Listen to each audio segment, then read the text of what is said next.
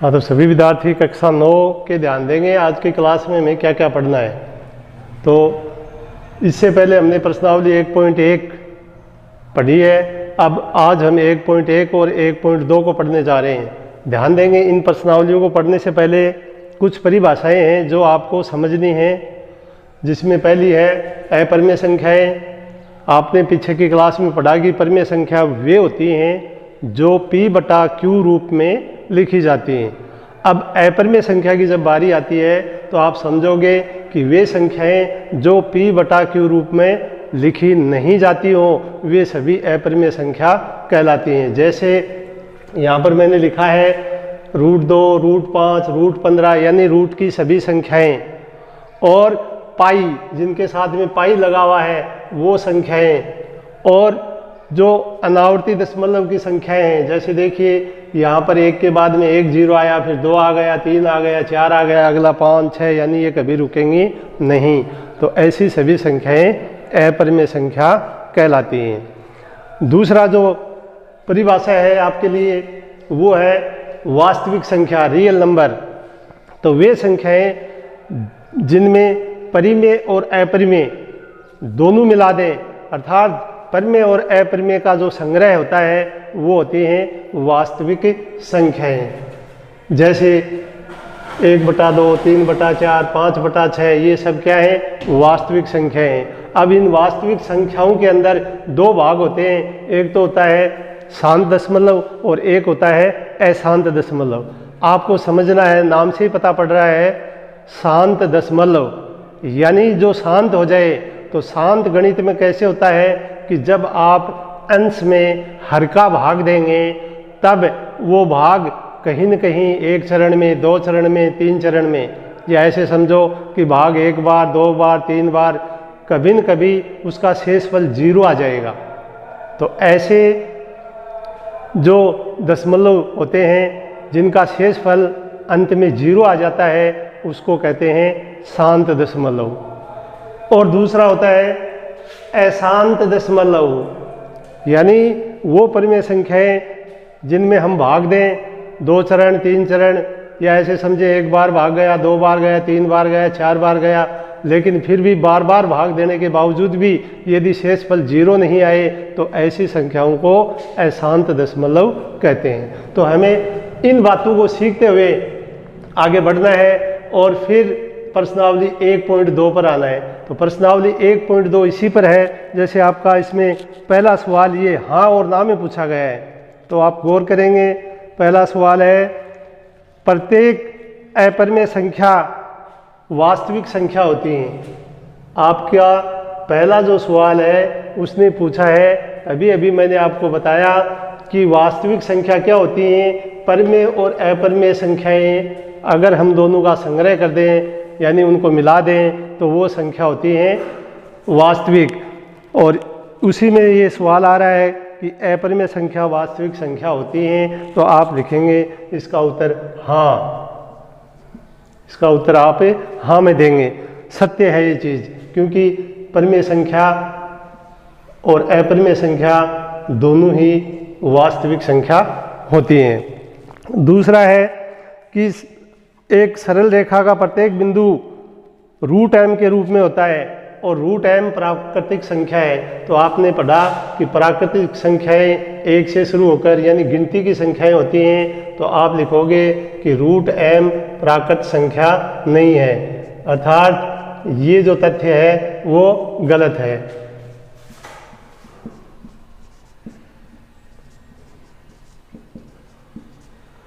इसका जो तीसरा भाग है वो है कि प्रत्येक वास्तविक संख्या एक अपरिमेय संख्या होती है।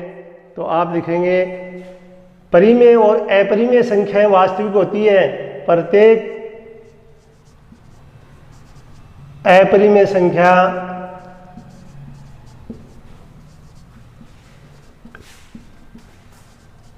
वास्तविक नहीं होती।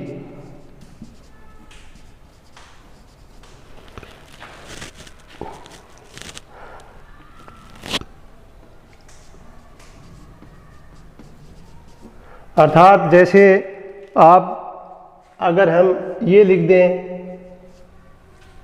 तो हम देख रहे हैं कि √9 अपरिमेय संख्या नहीं है। क्यों नहीं है?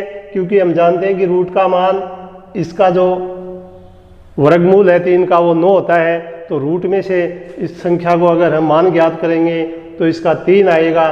3 एक परिमेय संख्या है, इसलिए ये जरूरी नहीं है कि सभी अपरिमेय संख्याएं ही वास्तविक हों। तो ये आपका तथ्य भी सही नहीं है, अर्थात असत्य कथन है। तो ये था आपका पहला सवाल जो इन परिभाषाओं पर आधारित था। अब दूसरा सवाल आ रहा है और दूसरे सवाल का भी यही उत्तर है। आप गौर करें, यदि हम चाहें तो दूसरे सवाल का उत्तर यही हो सकता है, दिया हुआ है कि पूर्णांकों के वर्गमूल अपरिमेय होते हैं और नहीं ऐसे संख्या के वर्गमूल का उदाहरण दीजिए। तो आप आराम से बता सकते हैं कि माना कि एक अपरिमेय संख्या है, यदि इसका हम वर्गमूल ज्ञात करेंगे तो हमारे पास में 3 प्राप्त होता है और 3 क्या है? एक परिमेय संख्या है। इसलिए आप लिखोगे, ये प्रश्न 2 का उत्तर हो गया कि 3 एक परिमेय संख्या है। क्यों अपरिमेय संख्या? 3 के बटे में 1 लगा सकते हैं, p बटा q रूप हो जाता है और जहाँ p बटा q रूप होता है वो सभी संख्याएं परिमेय संख्या कहलाती हैं। इस प्रश्नावली का अगला सवाल है कि रूट 5 को संख्या रेखा पर निर्धारित कीजिए। अब रूट 5, रूट का नाम आते ही आप समझोगे कि रूट 5 एक अपरिमेय संख्या है। अब इस संख्या को आपको संख्या रेखा पर कैसे निर्धारित करना है, इसको समझने के लिए एक तो आपको चित्र बनाना पड़ेगा और उस चित्र को आप फुट प्रकार पेंसिल की सहायता से भी बना सकते हैं, बराबर माप लेते हुए। पाइथागोरस प्रमेय की सहायता से इसको हम सरल करेंगे। तो ध्यान दें, ये है रूट 5। इसको कैसे लिखते हैं? सबसे पहले आप एक रेखा बनाएंगे और उसके बीच का बिंदु ये O है। तो पाइथागोरस प्रमेय क्या होती है कि एक समकोण त्रिभुज के कर्ण का वर्ग, आधार और लंब दोनों के वर्गों के योग के बराबर होता है। तो इस रूट 5 को हम इस तरह से लिख सकते हैं कि रूट 2 का स्क्वायर, सिर्फ 2 का स्क्वायर, 2 का स्क्वायर प्लस 1 का स्क्वायर। आप देखिए 5 के हमने 2 टुकड़े कर दिए, 2 और 1, क्योंकि आप जानते हो कि 2 का स्क्वायर कितना होता है? 4, और 1 का स्क्वायर कितना होता है? 1। तो 4 और 1 कितने हो गए? 2। तो इसको समझने के लिए मैं आपको बता रहा हूँ कि ये 2 मान आपको काम में लेने हैं, अर्थात A तक 1 और 2, ये मान लो A बिंदु है। यहाँ पर आप लिखेंगे OA बराबर 2 इकाई। अब A के ऊपर आप 90 डिग्री का कोण बनाएंगे। 90 डिग्री का कोण आप प्रकार से भी बना सकते हैं। प्रकार का चाप खोलिए, पहला चाप लगाइए, दूसरा लगाइए, फिर इन चापों से ऊपर चाप लगाएं, तो आप देखते हैं कि ये 90 डिग्री का कोण आ रहा है। अब जो ये मान हमने काम में ले लिया, अगला जो मान है वो है AP और वो है 1 इकाई। कहने का अर्थ क्या हुआ? A बिंदु से 1 सेमी का आपको चाप लगाना है। यहाँ पर हमने 2 इकाई मान लिया, ये 1 ये 2। अब यहाँ से इतनी दूरी यानी 1 सेमी का आपको चाप लगाना है, तो वो बिंदु आपका होगा P। जहाँ पर ये चाप काटता है ये बिंदु आपका है P। इस तरह से ये जो मूल बिंदु है, 2 रेखाएं मैंने आपको ग्राफ में बताई थी, आप 8वीं क्लास में भी पढ़ चुके हैं कि ये इसका मूल बिंदु है। तो आपको करना क्या है कि प्रकार को O पर रखते हुए इतना खोलना है कि P, यहाँ P तक आ जाए। प्रकार में OP दूरी भरते हुए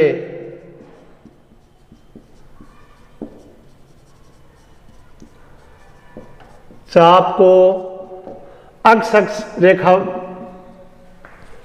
चाप को अक्ष डेश,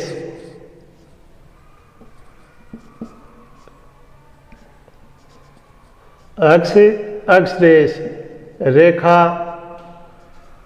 तक लाएंगे और ये चाप एक्स एक्स को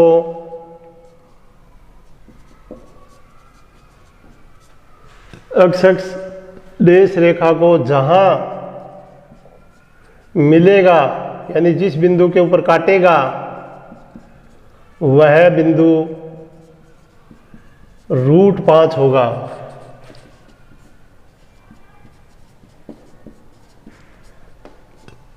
जैसे मैंने यहाँ पर आप देखेंगे ये प्रकार इतना खोल लो और इस प्रकार को ऐसे यहाँ इधर लेके आओ तो ये बिंदु जो आ गया वो मान लो आपका R है और इसका मतलब है √5।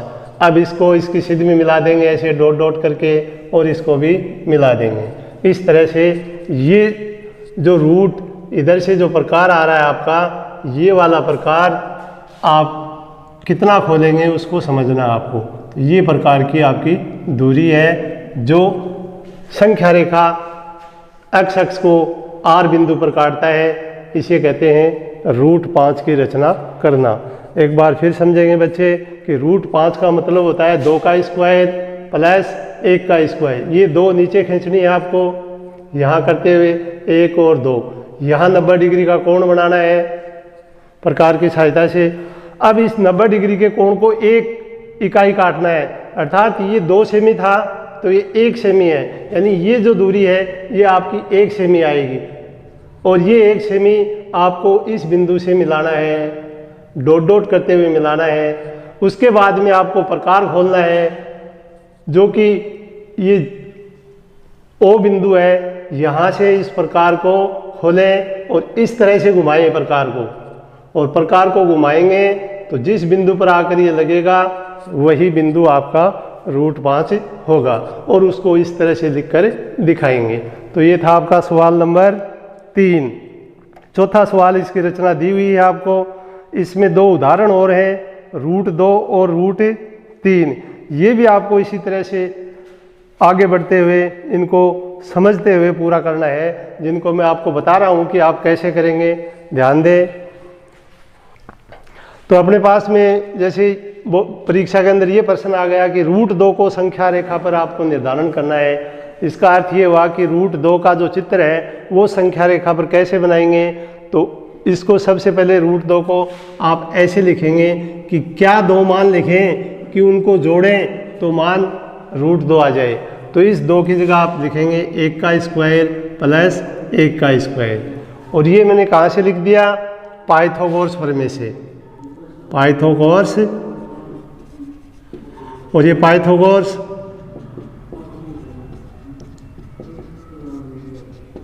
यानी मान लीजिए ये कर्ण है तो ये आधार है, ये लंब है, तो आधार स्क्वायर प्लस लंब स्क्वायर बराबर होता है कर्ण स्क्वायर। तो इस चित्र को समझने के लिए आप देखेंगे यहाँ पर तो दोनों मान एक जैसे आ गए, अर्थात नीचे की दूरी भी 1 लेनी है, फिर 90 डिग्री का कोण बनाते हुए उस 90 डिग्री की लाइन को भी 1 ही काटना है। इस तरह से मान लीजिए आपने एक लाइन खींच ली, ये इसका बीच का बिंदु है, यहाँ से आपने 1 सेमी, ये 1 है, यहाँ पर आपने 1 सेमी का चिन्ह बनाया, फिर इस 1 सेमी के ऊपर आप 90 डिग्री का कोण बनाएंगे इस तरह से, ये 90 डिग्री का कोण बन गया।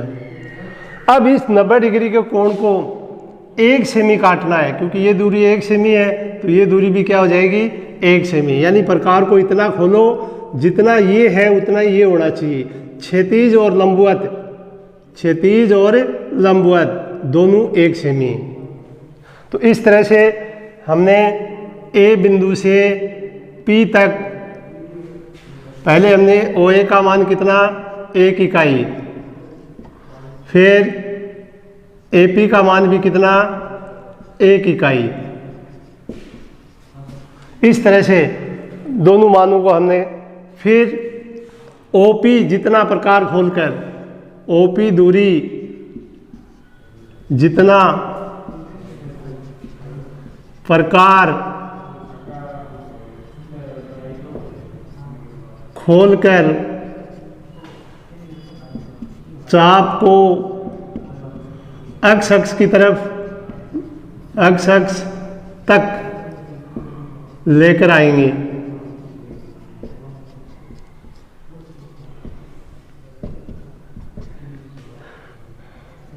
और एक्स एक्स के जिस बिंदु पर ये है चाप काटेगा,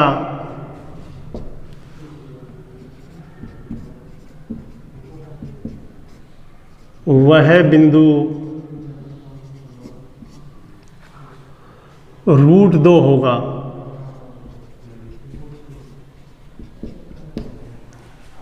फिर ध्यान दें, क्या बात बताई है कि सबसे पहले आपने एक लाइन रेखा एक्स एक्स खींची, उसमें बीच में ओ बिंदु लगाया, ओ से OA का मान 1 दूरी 1 इकाई, और ये दूरी 1 भर ली आपने OA।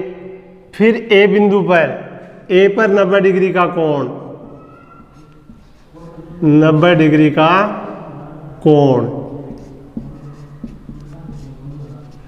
ए के ऊपर आप 90 डिग्री का कोण बनाएंगे। फिर 90 डिग्री का कोण बनाने के बाद में बने हुए कोण को फिर आप 1 इकाई के बराबर काटेंगे, यानी जितनी दूरी OA है उतनी ही दूरी AP है। यहाँ ध्यान दें, OA का मान 1 इकाई, AP का मान 1 इकाई। अब O पर प्रकार रखते हुए प्रकार को इतना खोलेंगे कि P तक पहुँच जाए। जैसे मेरा ये प्रकार है, मैंने इसको इतना खोल लिया, अब इस प्रकार को ऐसे चाप लगाएंगे ऐसे, यानी वो प्रकार इस P बिंदु में से आना चाहिए, और एक्स अक्ष को जहाँ पर काटेगा वो बिंदु आपका होगा √2। इस तरह से हमें √2 की रचना करनी है। अब इस चित्र को पूरा करने के लिए आप ये जो O की लाइन होती है y अक्ष, यहाँ से इसको मिला दीजिए और OP भी मिला दीजिए, तो ये बिंदु आपका √2 है। मान लीजिए R है तो R बराबर √2। तो ऐसा सवाल हमेशा एक परीक्षा में जरूर आता है, और 3 ही है आपके पास में, √2, √3, √5। इन तीनों को आपको चित्र की सहायता से चित्र बनाते हुए उसका रचना लिखते हुए इसको पूरा करना है। अब अपनी प्रश्नावली पूरी हो गई 1.2। अब आती है प्रश्नावली 1.3। ये 1.3 प्रश्नावली क्या है? ये एक प्रकार से भाग की प्रश्नावली है। इसमें 2 प्रकार के दशमलव आएंगे जो मैंने आपको क्लास में बताए हैं, एक शांत दशमलव और एक अशांत दशमलव। शांत दशमलव वे होते हैं जिनमें भाग दशमलव के बाद 1 चरण, 2 चरण या 3 चरण के बाद पूरा चला जाता है, अर्थात शेषफल 0 आ जाता है, वो होते हैं शांत दशमलव। और अशांत दशमलव वे होते हैं जिनको आप 2 चरण, 3 चरण, 5 चरण भाग देते ही रहेंगे, लेकिन शेषफल कभी 0 या 0 नहीं आएगा, उनको कहते हैं अशांत दशमलव। तो ये प्रश्नावली जो 1.3 है ये बहुत सरल है। इसमें जो आपका पहला सवाल है वो देखेंगे आप, ये लिखा हुआ है कि आपको बताना है कि ये जो परिमेय संख्याएं हैं ये किस प्रकार के दशमलव की हैं, अर्थात शांत हैं या अशांत हैं। जैसे मेरे पास में पहला सवाल आया 36/100, तो आप देख रहे हैं कि इसका जो मान आएगा वो आएगा 0.36। अब जिन बच्चों को भाग नहीं आता है वो सीखें कि 100 का भाग देना है 36 में। तो आप देख रहे हैं 100 तो बड़ी संख्या है और 36 छोटी संख्या है, तो इसको बड़ा बनाने के लिए हम क्या लगाते हैं, पॉइंट लगाते हैं, और ये पॉइंट 1 0 देता है, तो ये संख्या बड़ी हो जाती है। और फिर 100 का भाग आप जानते हो, 100 का पहाड़ा लिखोगे तो 3 बार में 300 आ जाएंगे, 4 बार में 400 आ जाएंगे, तो 400 तो बड़ी संख्या हो जाएगी, इसलिए भाग आप यहाँ 3 बार में देंगे और वो 3 यहाँ लिख देंगे। फिर बच गया, शेषफल ज्ञात करेंगे घटाते हुए, तो 60 आया। फिर इस दशमलव ने 1 0 और दे दिया। ये दशमलव हर बार जितने भी चरण भाग करेंगे आपको 1 0 देता रहेगा। तो अब देख रहे हैं 600, तो 100 का अगर हम 6 बार गुणा करेंगे, 100, 200, 300, 400, 500, 600, तो भाग कितनी बार गया? 6 बार। अब ये 6 यहाँ लिख देंगे। इस प्रकार आप देख रहे हो कि हमें जो आंसर प्राप्त हुआ वो आ गया 0.36। अब आगे कुछ नहीं बचा, कहने का मतलब शेष फल 0 आ गया, और जिनका शेष फल 0 आ जाता है वो शांत दशमलव होते हैं। तो पहला जो आपका भाग है, प्रश्न ये पूछ रहा है कि दशमलव रूप में लिखिए और दशमलव प्रसार किस प्रकार का है। तो आपने ये लिख दिया इसका दशमलव रूप 0.36, और आप यहाँ लिखोगे कि इसका जो प्रकार है वो है शांत दशमलव। इस तरह से इस प्रश्न के जो भाग हैं उनके उत्तर देने हैं। जैसे अभी दूसरा भाग आ गया 1/11, ये दूसरा भाग है। इसका अर्थ ये हुआ कि आपको भाग देना है 1 में, यानी आपका भाज्य 1 है और जिसका भाग दे रहे हैं वो भाजक 11 है। 11 का भाग आपको 1 में देना है। आप देख रहे हैं फिर छोटी संख्या आ गई, फिर आपको पॉइंट लगाना पड़ेगा और 0 आ गया। फिर भी पॉइंट लगाने के बावजूद भी ये पॉइंट है, इसने अपना काम कर दिया, 0 दे दिया इसको, उसके बावजूद भी ये संख्या छोटी है, तो आप टूटे हुए भाग की 0 दोनों तरफ लगाएंगे, इस तरह से लिखेंगे। अब आप देख रहे हैं कि 11 का भाग 100 में जा सकता है। 11 का पहाड़ा लिखो, याद करो, 9 तक जाओगे तो 11 9 99 आ जाएंगे, और फिर घटाएंगे तो फिर 1 बच गया। इस दशमलव के नाम का फिर 0 आ गया। फिर भाग नहीं जा रहा है तो फिर यहाँ भी 0 आएगा और यहाँ भी 0 आएगा, और उसके बाद में दोबारा वही संख्या बन गई, यानी 9 बार ही भाग चला जाएगा, फिर 1 बचेगा। कहने का अर्थ ये हुआ कि ये आप कितनी भी बार कर लीजिए पूरा, चाहे हम इस बोर्ड को पूरा भर दें, लेकिन ये कभी रुकेगा नहीं। इसलिए इसका जो मान आ रहा है उसको रोकने का तरीका बताता हूँ मैं आपको। आप देख रहे हैं कि इतनी बार जा रहा है भाग, 0 9 0 9 dot dot dot dot dot dot, अर्थात 2 अंकों की पुनरावृत्ति हो रही है, 0 और 9। तो इसको रोकने के लिए आप ऐसे लिखोगे कि 1/11 बराबर 0.09 आवृत्ति, अर्थात ये मान हम बार बार लिख सकते हैं। तो इस प्रकार का जो दशमलव है वो आपको बताना है कि ये शांत नहीं है, क्योंकि शेषफल 0 नहीं आया, इसलिए इसको कहते हैं अशांत दशमलव, अशांत दशमलव। तो इस तरह से ये जितने भी सवाल हैं ये आपको करने हैं। जैसे अगला सवाल है 4 सही 1/8। आप देख रहे हैं मिश्र भिन्न है, इसको भिन्न में बदल लें, इस तरह से लिख लें। पहले साइड वाली से गुणा करें, ऊपर वाली का जोड़ करें, तो आपको मिलेगा 8 का 4 से गुणा करने पर 32, 1 जोड़ने पर 33, तो आ गया 33/8। और 33/8 फिर इसी तरीके से आप इसको सरल करेंगे। तो इस 33 में 8 का भाग दोगे तो 4 पॉइंट कुछ आएगा, वो आपको भाग देके लिखना है, और फिर बताना है कि ये शांत है कि अशांत। जब ये 5 तक जाओगे अंत में, तब आपका जो शेषफल है भाग का वो 0 आएगा, तब आप लिखोगे कि ये शांत दशमलव है। जिन विद्यार्थियों को भाग नहीं आ रहे हैं वो एक बार फिर देख लें, फिर बता रहा हूँ। भाग के लिए एक तो आपको ये पहाड़े होते हैं टेबल, ये आपको सीखनी बहुत ज़रूरी है, कम से कम 10 तक। तो 33 में जब 8 का भाग देंगे तो बच्चों को 8 की टेबल आती है या पहाड़ा आता है, तो वो उसको 4 बार बोलेगा तो आएगा 32, फिर घटाएगा 1 बच गया।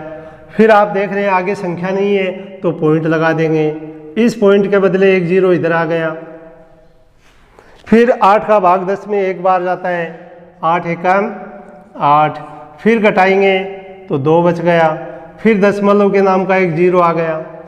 फिर 8 का भाग 20 में देना है, तो 8 का भाग 20 में कितनी बार गया? 2 बार। 8 दूनी 16, बच गए कितने? घटाएंगे तो बच गए शेष 4। फिर पॉइंट के नाम का आ गया 0। फिर भाग दे रहे हैं तो हम देख रहे हैं कि 40 5 बार में आते हैं, यानी 8 के पहाड़े में 40 है वो 5 बार में आते हैं। और अब की बार शेषफल क्या बच गया? कुछ नहीं बचा, अर्थात शून्य आ गया। और जिनका शून्य आ जाता है अंत में वो दशमलव कैसे होते हैं? शांत दशमलव। तो ये आपका पहला सवाल इस तरह से था। इसमें 2 भाग और हैं जो आपको खुद को करने हैं। एक है 2/11 और एक है 329/400। ये विद्यार्थी को अगर आपने ये दोनों तीनों सवाल समझ लिए हैं तो आप इन 2 को आसानी से कर सकते हैं। तो ये HW के रूप में आपको करने हैं।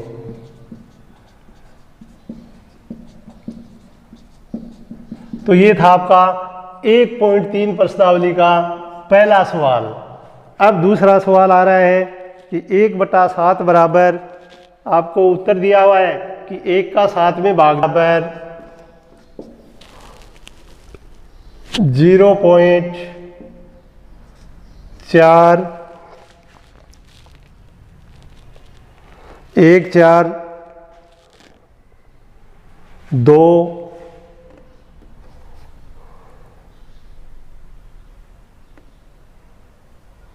357, इस तरह से ये मान आपको लिखा हुआ है।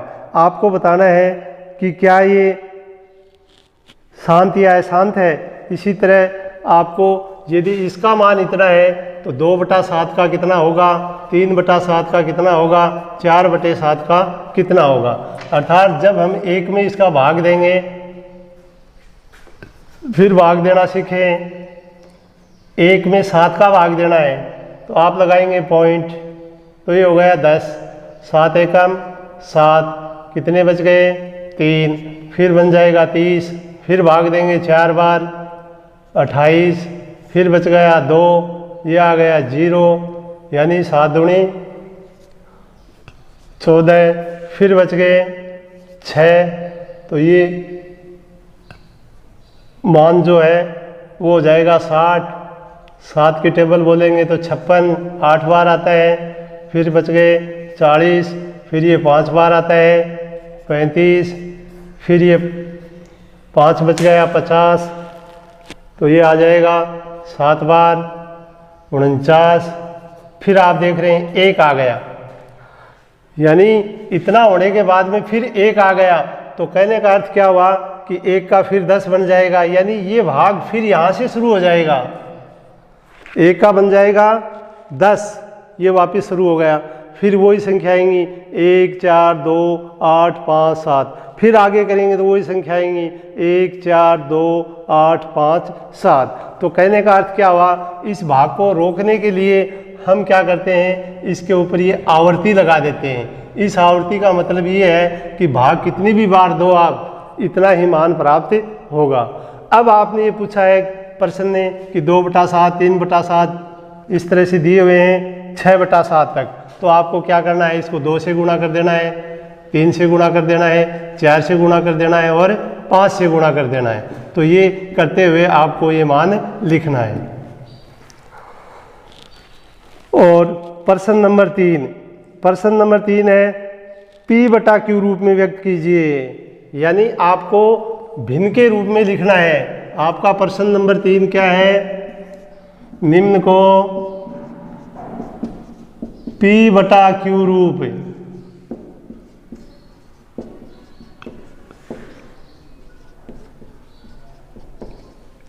पहली संख्या है 0.6 बार, 0.6 बार।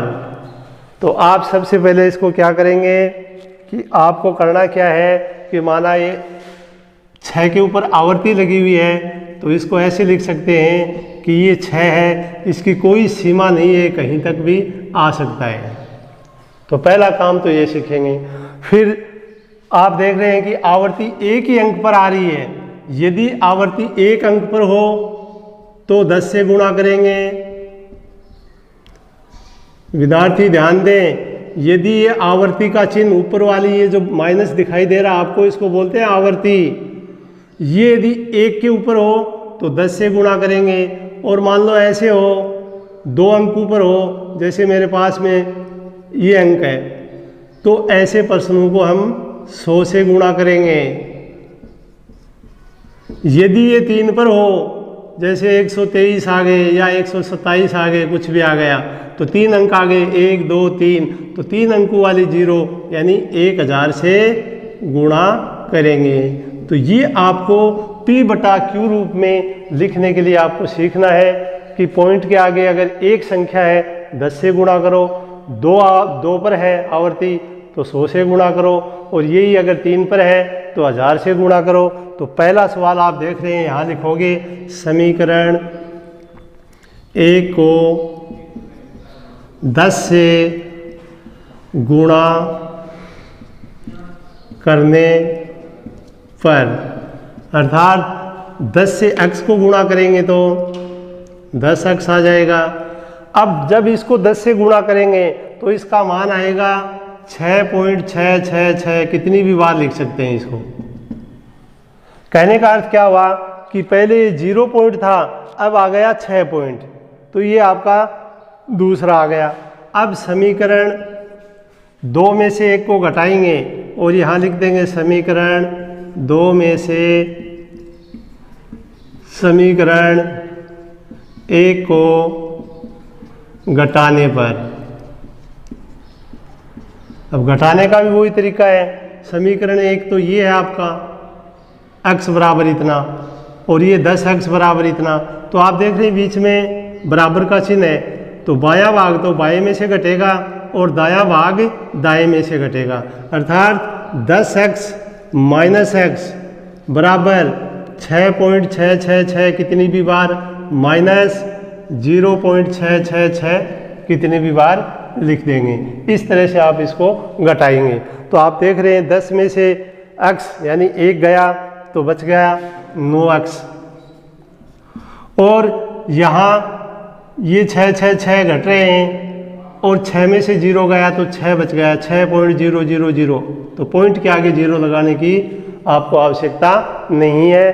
तो x का मान प्राप्त हो गया 6/9, अर्थात 3 की टेबल से काटोगे तो आ जाएगा 3 दूनी 6, 3 तेरी 9, 2/3। अगला सवाल है इसी का 0.47।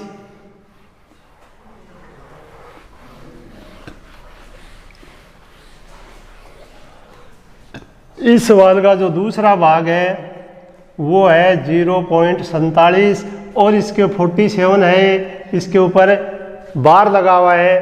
तो मैंने आपको बताया था कि कितने अंक आए, 2 अंक, तो कितने से गुणा करेंगे उस बात पर ध्यान देंगे। तो सबसे पहले लिखेंगे, इसका अर्थ ये है कि x बराबर 0.47474747 यानी कितनी भी बार लिख सकते हैं, ये पहला। अब आप समीकरण 1 को आप देख रहे हैं 2 अंकों में है, तो 100 से गुणा करेंगे, अर्थात समीकरण 1 को 100 से गुणा करने पर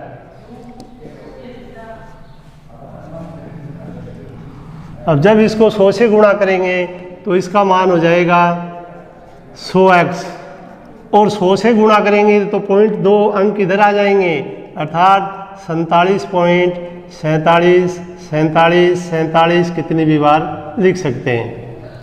अब वही तरीका है 2 में से 1 को घटाने पर, तो यहाँ भी लिखेंगे समीकरण 2 में से समीकरण 1 को घटाने पर। अब घटाएंगे तो 100 में से x गया तो लिखेंगे 100x माइनस x, और 47.47 डॉट माइनस 0.47, इस तरह से आप लिखेंगे। तो आप देख रहे हैं यहाँ पर तो बच गया 99x, और यहाँ पर बच गया 47, तो x बराबर 47/99। तो ये था आपका सवाल नंबर 3, जिसका एक भाग है वो आप 1000 से गुणा करके समय लिखेंगे, क्योंकि वो इस तरह से लिखा हुआ है 0.001, तो 3 अंक आ गए, तो आप 1000 से गुणा करते हुए लिख दें। ध्यान दें, अब ये P बटा Q रूप क्यों हुआ कि ये P है तो ये Q है, यहाँ पर ये 47 P है तो 99 Q है। तो इस तरह के प्रश्नों को इस हिसाब से आप P बटा Q रूप में लिख सकते हैं और कर सकते हैं। तो इसका तीसरा भाग है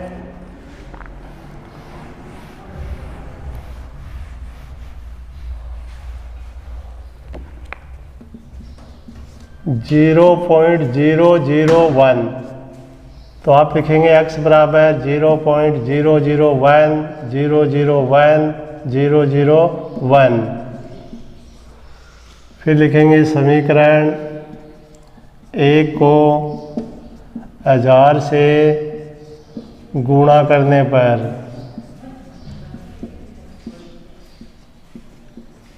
हजार से गुणा करेंगे तो ये हो जाएगा 1000x, और ये हो जाएगा 3 अंक इधर आ जाएंगे, यानी 001.001 अब इसको आप समीकरण को घटाएंगे।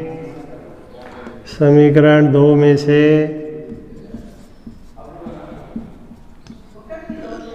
समीकरण 1 घटाने पर, अब जब घटाएंगे तो ये 1000 है, ये x है, इसको घटाओगे तो आपके पास में आंसर आ जाएगा 999x, और यहाँ बच जाएगा आपके पास में 001.000, यानी ये 00 इसमें से घटाएंगे तो आगे पॉइंट के आगे 00 है जिसकी कोई वैल्यू नहीं है, तो ये हो गया 1। तो x बराबर 1/999।